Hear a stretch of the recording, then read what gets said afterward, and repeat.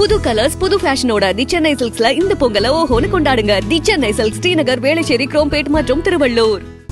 சென்னை நந்தம்பாக்கம் வர்த்தக மையத்தில் அயலக தமிழர் தின விழாவை அமைச்சர் உதயநிதி ஸ்டாலின் தொடங்கி வைத்து பார்வையிட்டு வருகிறார். இது தொடர்பான கூடுதல் விவரங்களை தருவதற்காக நமது செய்தியாளர் ராஜேஷ் இணைகிறார். வணக்கம் ராஜேஷ், விவரம். வணக்கம்.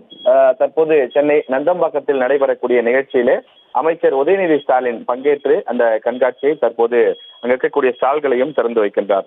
தமிழ்நாடு அரசினுடைய அயலக தமிழர் நலத்துறை சார்பில் மற்றும் இந்த மறுவாழ்வு துறை சார்பிலே சென்னையிலே இந்த நிகழ்ச்சி நடைபெற்றுக் கொண்டிருக்கிறது.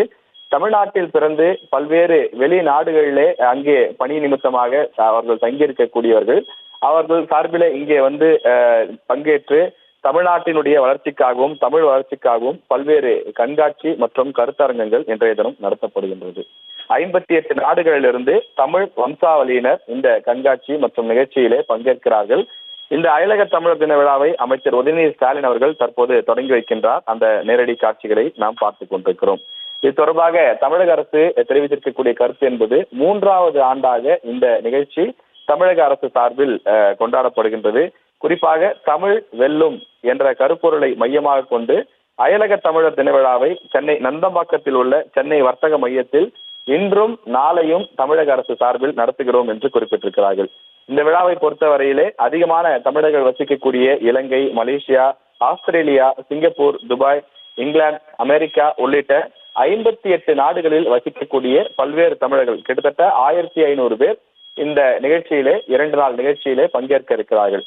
அவர்கள் இந்த 218 சர்வதேச தமிழ் சங்கங்கள், 48 பிற மாநிலத்தில் தமிழ் சங்கங்கள் ஆகியோரும் இந்த நிகழ்ச்சியிலே பங்கேற்க இருக்கிறார்கள்.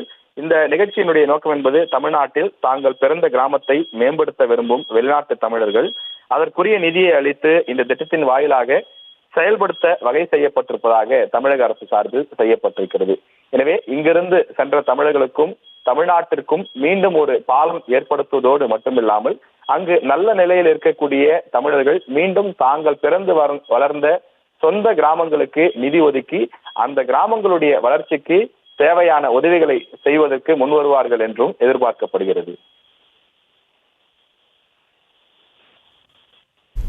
விவரங்களுக்கு நன்றி ராஜேஷ். செய்திகளை உடனுக்குடனும் துல்லியமாகவும் தெரிந்து கொள்ள சப்ஸ்கிரைப் பண்ணுங்க.